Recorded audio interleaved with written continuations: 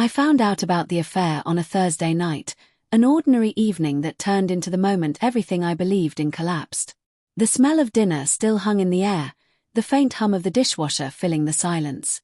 I was sitting at the table, scrolling through my phone, when her message came through, not to me, but to him. He'll never notice. He's too busy playing the good husband. I stared at the screen, the words burning into me like acid. My fingers went numb. I didn't even know how I ended up opening her messages. Maybe it was instinct, maybe some corner of my heart had known for a while. The text stretched back months, hidden threads of affection, innuendo, and plans. My wife, Emily, had written things I never imagined she'd say to another man. For a long time, I just sat there, the world shrinking around me. The clinking of dishes, the distant sound of a TV from the living room, all of it faded until only her betrayal filled my head. When she walked in, drying her hands on a towel, she saw the phone in my hand and froze. "What are you doing with that?" I didn't answer. I just looked at her. I'd spent 8 years thinking I knew this woman. Her laugh, her moods, her kindness. But in that moment, standing there in the same kitchen where we'd shared so many quiet dinners, she felt like a stranger. "Who is he?" I asked. My voice didn't sound like my own. Her face changed, first fear, then irritation. "You went through my phone. That's all you have to say." She rolled her eyes, the gesture sharp and cruel. "Oh, don't be dramatic, Michael. It's not what you think." "Then tell me what it is," I said, setting the phone down on the counter. The screen still glowed with her last message. "Can't wait to see you again." For a moment, she looked like she might cry. Then something inside her hardened. "You don't understand. I was desperate when I married you." The words hit me like a punch. My chest tightened. Desperate. She crossed her arms, avoiding my eyes. "You were stable, dependable. I needed that. But it was never love, not really. You made it easy to pretend." I laughed, a broken, bitter sound that filled the empty space between us. "So that's it. I was a placeholder until something better came along." Her silence said everything. I walked past her, numb, every step heavy with disbelief. The photos on the wall seemed to mock me, smiles frozen in moments that meant nothing now. I went to the bedroom, packed a bag, and grabbed my wallet. My hands trembled as I slipped my wedding ring off. She followed me to the door. "Where are you going?" "Somewhere I can breathe," I said quietly. "You've already taken everything else." I didn't sleep that night. I drove around aimlessly, headlights cutting through the darkness, her words echoing in my head. "I was desperate when I married you."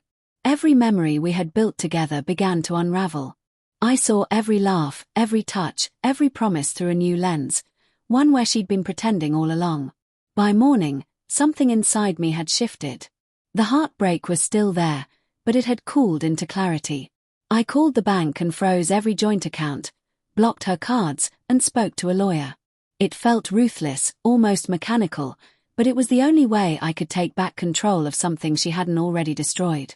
When I came back home to collect the rest of my things, she was waiting. Her eyes were red, her voice soft.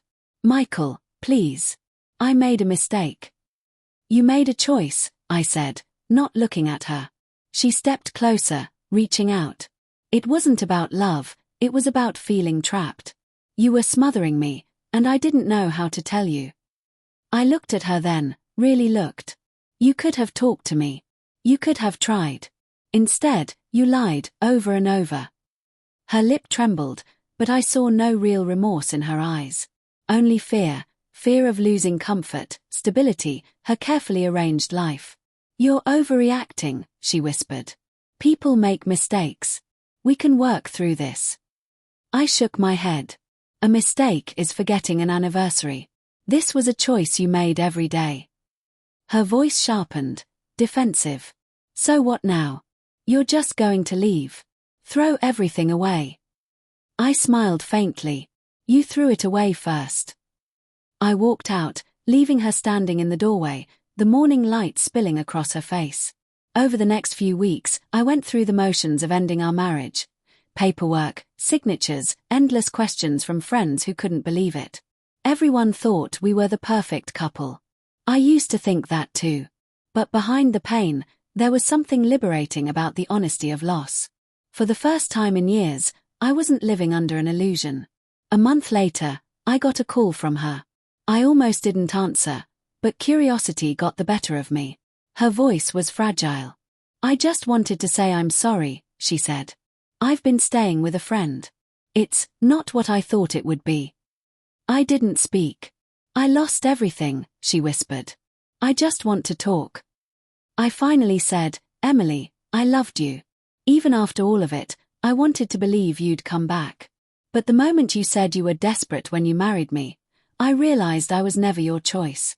Just your convenience." There was silence on the other end. Then, softly, she said, "I didn't mean it like that." "Yes, you did," I said. "And that's why I'm not angry anymore. I'm done." I hung up. That night, I sat outside under a sky that felt wider than it ever had before. The pain was still there, but it wasn't consuming me anymore. It had become something else, a reminder that sometimes the deepest betrayals set you free. I looked at my phone one last time, scrolling through old photos before deleting them all. Her smile, her touch, her voice, they were just ghosts now.